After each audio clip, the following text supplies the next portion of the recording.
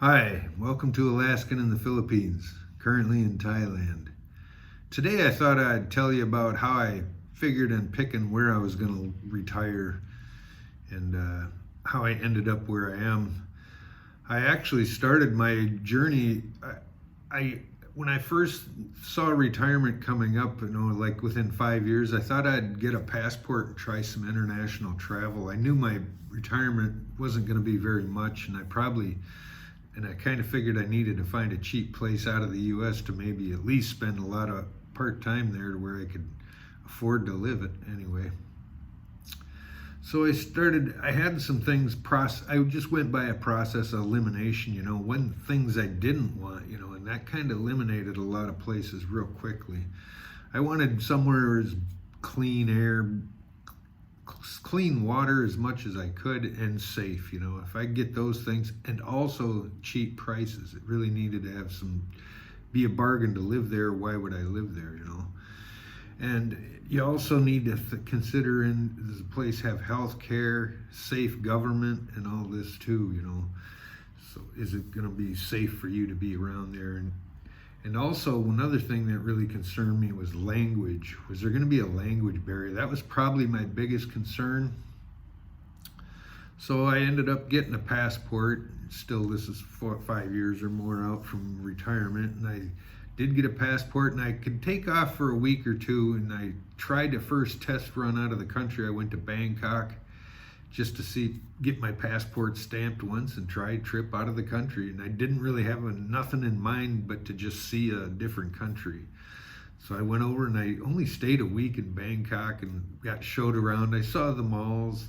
I saw Nana Plaza and some other big malls, really, really impressive malls I went through. And I stayed at a really high-end hotel right on the Chao Phraya River.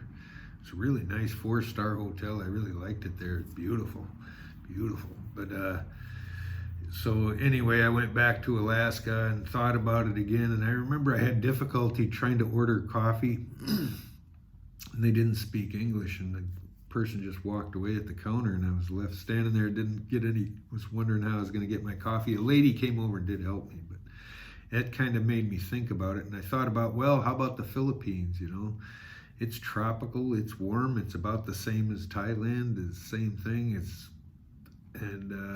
It's cheap to live there, and should I maybe try there? The people speak English, so that all made sense to me. So I did start doing exploratory trips out to the Philippines. I actually went out there about 5, 6, 7 times, and I decided that was kind of going to be my place to touch down. I explored Dumaguete, Siquijor, a little bit of Cebu. I've been through Manila. I never did stay there. Yeah, Cebu, Siquijor, and that's about it. Much in there, in the Darwin area, all in there. So I explored that. I spent about 7 months probably total in there, just exploring and snorkeling and hanging around Dumaguete. Stayed at the only condo there. I did stay there a month, and I stayed at a lot of the resorts and hotels around town. So I've got a pretty good vibe of Dumaguete.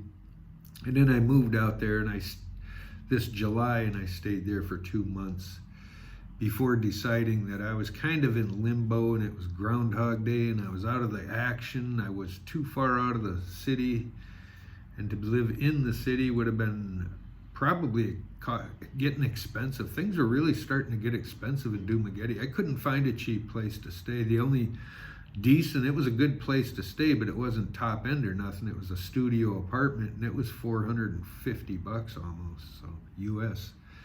So it was getting expensive, and I was kind of bored, and there was nowhere for me to walk. There was really no nightlife at all. It was dark at night there. It was a city, and still busy. Traffic it was a suburban setting. Cows and roosters and dogs all night and day. So, and heavy traffic, even though it was in the rural areas, or not rural, but it was just in the suburb-ish of Dumaguete. It still had one road that just had a mass transit, constant traffic, loud mufflers and everything. So I decided I was going to pack up and try Thailand again and checking out Hue Hin. So I just In September, I packed up from Dumaguete and flew to Hue Hin or flew to Bangkok and then took the bus down to Hue Hin here. And so far, this place has checked all the boxes for me. You know, I gotta have a beach. This place has a beach. I have to have a nightlife where a little bit, I'm not a drunkard and I don't drink or even go to the bars at night, but I like to be able to go walk at a market or something at night, and there's got to be some sidewalks and street lights, and that's here, you know, and it's safe. That ticks the boxes of being safety too, you know, and it's got cheap prices. Prices are cheap here too, you know, just like they are in the Philippines, you know. Actually, I think they're cheaper here. And here I got such a huge selection of condos. If you at the right time of year, if you're in the high season, it gets difficult, but you can still find a place. It's just going to cost you more. But in the lower, as the normal season approaches here, the condos are freeing up. You can find a decent place for $300 or less, even some places, if you take a long-term agreement, you know. So that's another thing. This place, and you know, it's built up for tourism. I really didn't want to live in a tourist area either. That's another thing. I didn't want to live right in the middle of all the expat action and all the bars and all that. But to get settled in, that's kind of where you gotta land, so you can at least communicate with people and you can meet other foreigners. Because actually, if you got stuck right out in the boonies, if you came to a community and you went right out into the countryside and you don't speak the language, you're gonna be a lonely fella, you know. You're gonna be an introvert. It'll be a prison. It'll be your own prison. So you really would not recommend doing that unless you at least learn the language. You got someone willing to talk to you in English all the time, because you will be your own little bubble. Because out in the rural areas of both Philippines and Thailand here, you're not going to run into English speakers much, very little at all. And so that's something to consider. So that's one thing I considered. I figured I'll land in with a tourist, and then I can slowly start distancing myself, moving more rural as I get more comfortable with things, get some friends going, maybe some transportation down the road. I don't have any transportation right now. I could rent a motor scooter real cheap. They're $300 a day here, $3,000 a month or something. It's like 75, 60, $90 a month, 75 or somewhere in between there. You can rent a motor scooter and get around town pretty cheap here too. So it's cheap living here, and I have to say I've kind of found what I think is better than what I'm going to find anywhere else so far. And I haven't checked around, you know. I'm looking to Vietnam. I was thinking of that, but then you got the tourist, or you got the visa situation there. They don't really allow you to stay. You got to move on out. You got to get out after 90 days. Cambodia, I thought of Cambodia, but that's kind of landlocked. Anywhere in there is going to be hot and muggy, and I guess they're by the river there, but that's really not the ocean. I really kind of need the ocean breezes. If I'm going to live in a hot jungle climate, I just got to have some ocean breeze, if nothing else. But to be living in some hot, muggy place with no breeze up in the inland, you know, that's what it would happen. It would amount to being real hot. I hear we're coming into the hot season here next couple of months, and I'm going to see how hot Thailand can get. I noticed I'm starting to sweat a little bit when I walk, so that there's humidity returning. I think it rained in Bangkok yesterday. We haven't had no rain in 3 months down here, so there's some humidity in the air, but I noticed I was sweating a little bit walking. But yeah, so that Cambodian didn't tick all the boxes. Vietnam was a possibility. I flipped a coin between Da Nang and here, but I'm here and I don't know. I talked to a lady when I got here right away. She was from Da Nang, a Vietnamese lady that was raised in America. She was one of the boat people back in the 60s or 70s that came over. She spoke perfect English, almost. She could hear a little accent yet. But I asked her about Da Nang. She says she's from Da Nang. I said, oh, how is it? I was going to go there instead of Hue Hin. She goes, no, it's better here. I said, really? How come? She says, it's polluted. She says, very polluted. And it's communist government. That's what she said, communist. And she told me she was one of the boat people that came over and lived in the U.S. And now she's retired and was living in Hue Hin. I haven't seen her lately. I moved out of that condo. So yeah, and that's another thing. Once you get here, you got to kind of pick the right areas to live in, and to pick a right condo, or whatever. That's one thing to consider too, where you're going to live. Do you want to live right on the beach? It gets more expensive closer to the beach. And another thing, there's bugs close to the beach. There's a lot of mosquitoes at night on that beach. So you're living too close to the beach, you could be susceptible to getting dengue or getting bit up really bad. So that's another thing. And it would be nice to have a house a little ways near the beach, but not right on the beach. It's my opinion that it's a little better to be a ways away from it. Like this place here where I'm staying now, it's a condo on the beach. Off the beach, it's about 50 yards to the beach. You can walk, and that's kind of nice. You don't get the actual bugs. I've stayed in a place, the last place I stayed in did have a mosquito problem, because there was an open grass field right out the window, and I was on the first floor, so the bugs at night or during the day, they would come in the room, and I was getting bit up seriously at night in there. That was a brand new place too. So far since I've been in Asia, I've almost 6 months, I've lived in 4 different places.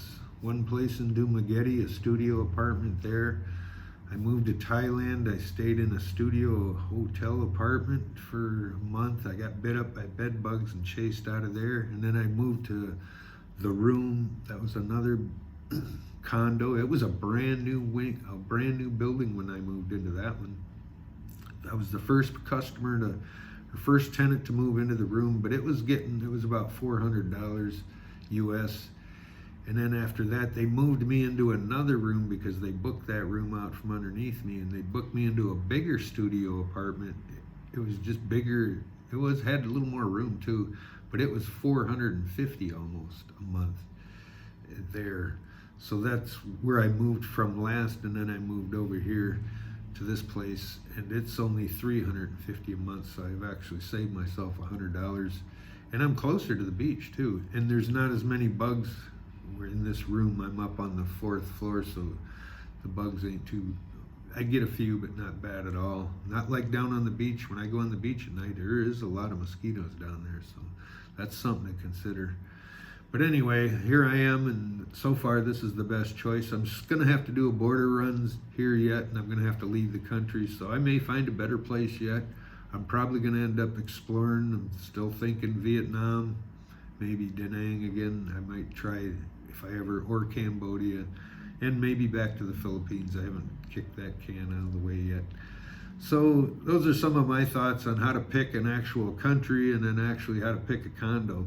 Another thing, when you move into a condo, you want to look around for construction. Is there construction around? You don't want a new construction happening right next to your room. You'll be hearing it all day long. Or if you're too close to the road and there's a lot of horn honking going on and a lot of traffic, loud mufflers, you're going to hear it in your room, constantly having to turn up the TV. I was in a situation like that where the road noise, I had to constantly turn up the TV. That wasn't good either. And now I'm on the roadside again here, and the road's right out my door, and in the hospital's right across the street, so I'm constantly getting sirens all the time. So I'm probably going to be moving out of here. I'm thinking the end of this month, and I'll try another place. I think my friend's got a place in mind, she said, so we'll see how that goes. But yeah, so I'm still looking myself. I haven't figured out my actual home, where I'm going to be forever home yet, so the search continues. I'll keep you updated as I move along and try new places. But them are a few of my things I look for, and you can take it with a grain of salt if you want. But anyway, thanks for watching. Be sure to like, share, and subscribe. We'll see you in the next one. Bye.